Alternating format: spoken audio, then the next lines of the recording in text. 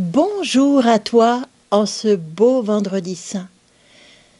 Nous sommes réunis pour célébrer la passion de Jésus. Quel drôle de mot, hein? La passion, la souffrance de Jésus est célébrée. Célébrer, on pense que c'est faire la fête et puis rire aux éclats. Non. Célébrer, ça veut dire annoncer, rendre célèbre. Et la chose la plus belle qu'on puisse annoncer, la merveille la plus grande qu'on puisse célébrer, dont on puisse faire mémoire, c'est l'amour de Dieu pour toi et pour moi, pour chacun d'entre nous.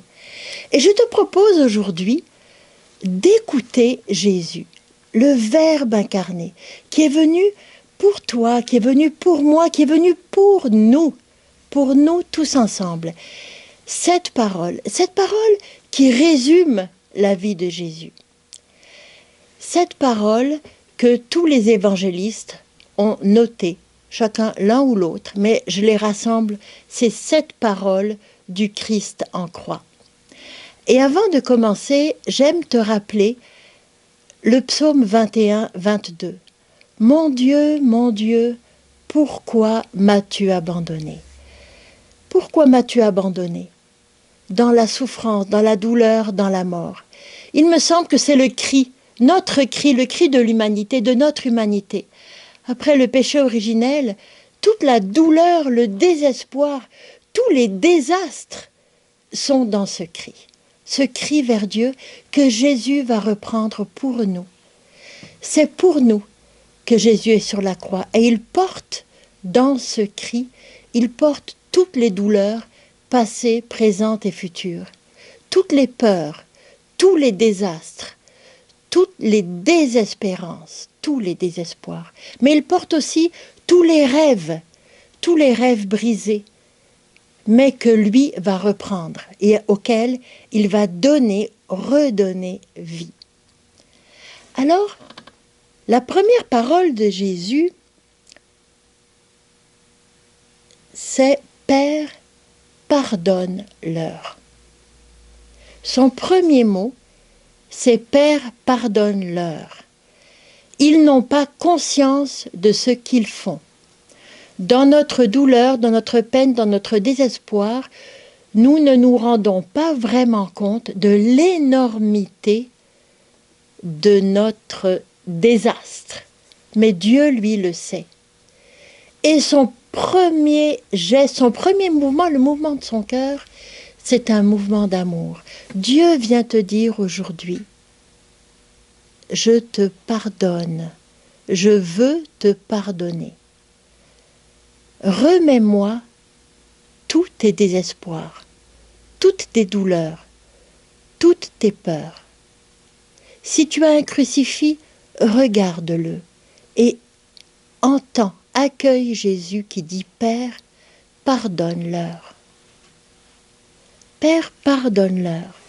C'est cette vie qui rejaillit en nous.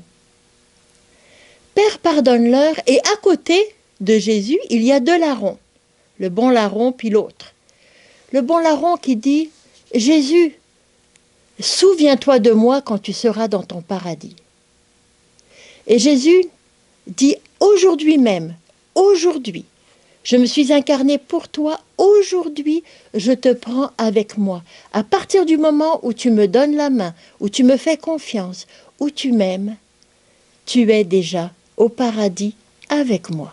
À partir de cet instant, de chaque instant où tu me tends la main, où tu prends mon cœur par ton cœur. » Ensuite, Jésus va dire « Voici ta mère ». À Marie, il va dire « Voici ton fils ». À partir du moment où on regarde Jésus, où on se laisse miséricordier, alors Jésus nous remet dans la famille. On n'est pas tout seul, tu n'es pas tout seul.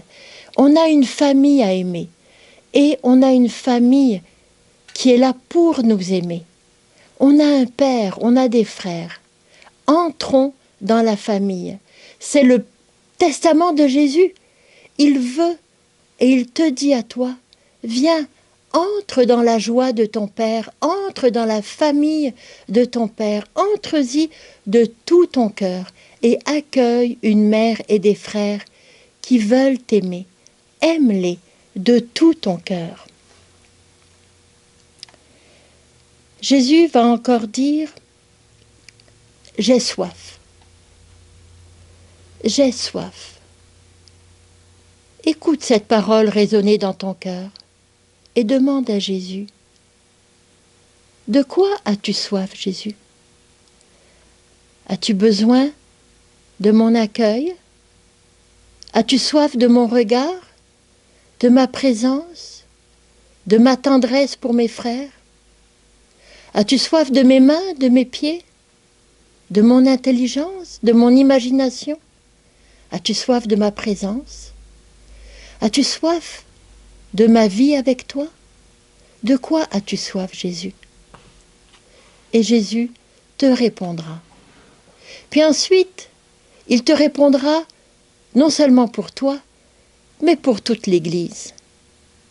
Et il te répondra, j'ai soif d'unité, j'ai soif d'un amour partagé, j'ai soif de la vie éternelle pour chacun, j'ai soif du salut pour chacun. Et ce grand cri, mon Dieu, pourquoi m'as-tu abandonné? Mais tu es ma force, tu seras toujours avec moi, tu m'accompagnes. Ce cri qui semble être un cri de désespoir est le grand cri de victoire qui dit « Dans ma pauvreté, dans ma détresse, dans mon péché, Dieu est avec moi, le Père est avec moi. » Le Verbe incarné prend tout sur lui et il remet tout dans l'alliance avec le Père. Il s'abandonne au Père. Et ensuite, dans cet abandon, il va dire « Tout est accompli. Tout est accompli. Je t'ai tout remis, Père. Je les ai tous rassemblés en moi. Je les ai tous touchés par mon amour. Ils ont vu ton amour. Et maintenant, je les ramène vers toi, Père. J'ai tout gagné. Je leur ai gagné le salut. Je leur ai gagné la vie éternelle. Je leur ai gagné le pardon, la réconciliation. La vie nouvelle est là devant eux. Tout est accompli, Père. Ce qu'il reste, c'est que tu accueilles son salut. Simplement cela. Que ta réponse, libre, pleine, entière, accueille le salut de Jésus. Et pour terminer, Jésus va dire la plus belle parole, celle qu'il faudrait répéter tous les soirs.